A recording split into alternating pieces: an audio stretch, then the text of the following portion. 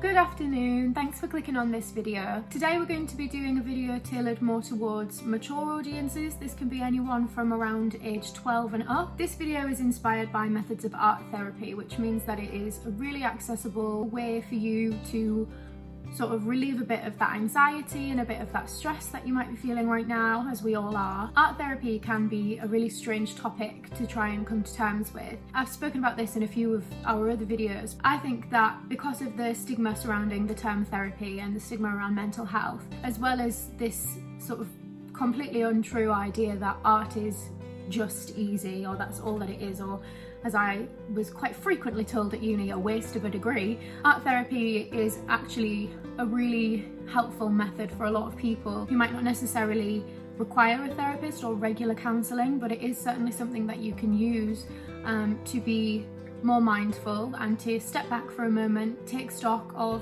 how you're doing and what you're feeling, in the same sort of way that meditation or yoga might help you. So today we're going to be learning how to draw our emotions, which the title of this video might well scare you off straight away. If that was the case, then I'm sorry. I'm under no illusion. The idea of someone saying, draw your emotions for me, can seem a bit sort of hippy-dippy, and for a lot of people it can be daunting, or you can be left thinking, well, how is that going to help me, or how is that a form of therapy? So hopefully throughout this video I can sort of explain some of that and some of the benefits that you might get from doing small exercises like this. We're going to start off by doing some more simple exercises which can really help you sort of bridge that gap. Try to focus more on the exercise at hand, what it is that you're being physically asked to do, and the rest will tend to just follow. Even if you just try one video and it doesn't work for you, then at least you did and you know. And if you do try a video and it does work for you, then that's fantastic, and hopefully that you can make use of the rest of the videos that we'll be uploading during lockdown. So with that being said, this exercise doesn't really require much. It can be anything that you've got in the house right now. All you're going to need is some paper or something to draw on. This could be absolutely anything. You can open up a cereal box and draw on the blank layer inside, or if you have nothing at all, you could use water-based pens on glass, or you could use some chalk on a pavement outside, anything that feels comfortable to use for you. This is particularly important to think about, especially for people who are left-handed, using things that your hand might slip over and ruin the picture. Try to avoid things that might stress you out more if they mess up, and try to avoid using materials that are new to you, because if the manipulation doesn't quite go right, or if you're not quite happy with the way that it'll work, then you're not going to be able to be as calm as is probably necessary for these kind of exercises.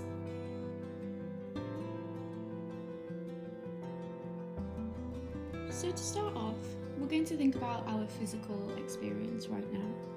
This can be a really easy way to warm up. Take a moment to think about your breathing and how that feels to you right now. Are you anxious? Are you calm?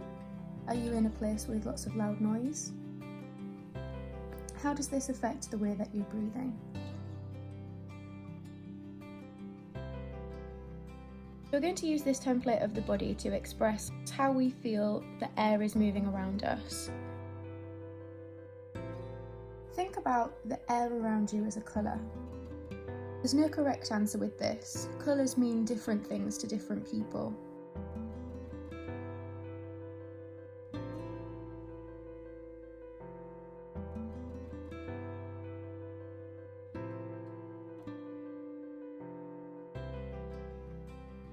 Will it change colour as you breathe it in? Will the flow become smaller?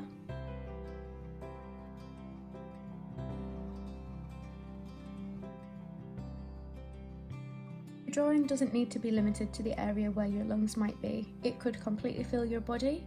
It could go straight to your head. If you're feeling a sensation in your hands or your arms, try to show this.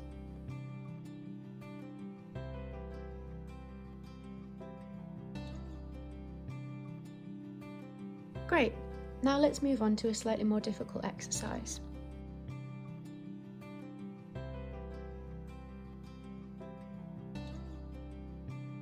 Draw a simple template of yourself in the room as you are right now.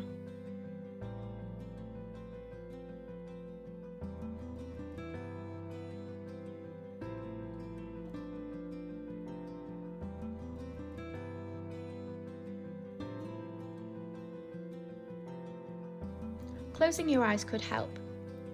Consider the environment around you and how you might depict this on the paper.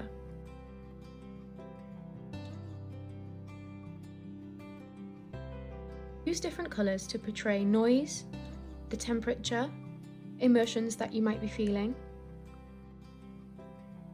or any other external factors like the way your environment might make you feel. Is it messy? Is it tidy?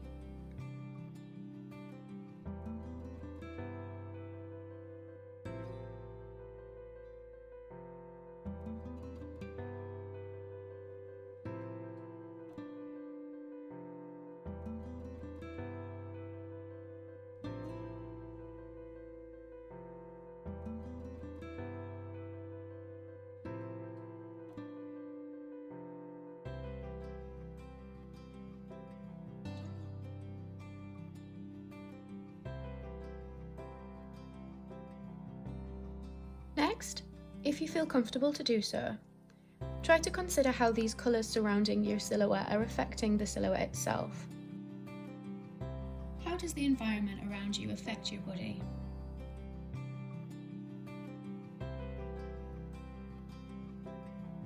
Do you feel tension in your shoulders? Is a noise giving you a headache? Do this by using the same colours that represent your personal experience.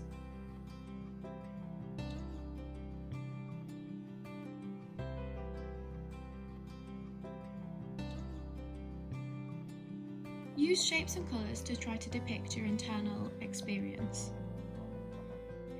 If you're still not comfortable trying to explore your emotions, focus again on your physical experience.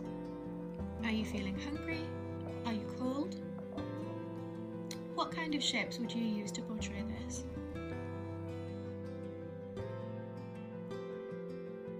The main goal of this exercise is to allow the meditative movement of drawing give your brain a rest. Try to let go of control and don't think about the aesthetic of your picture.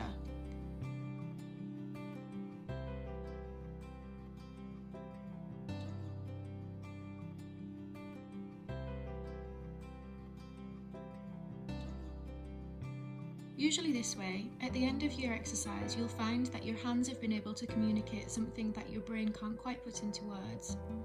A really lovely thing about this exercise is that it's entirely personal. If you choose to communicate what's on the paper later on with someone else, that's entirely your choice.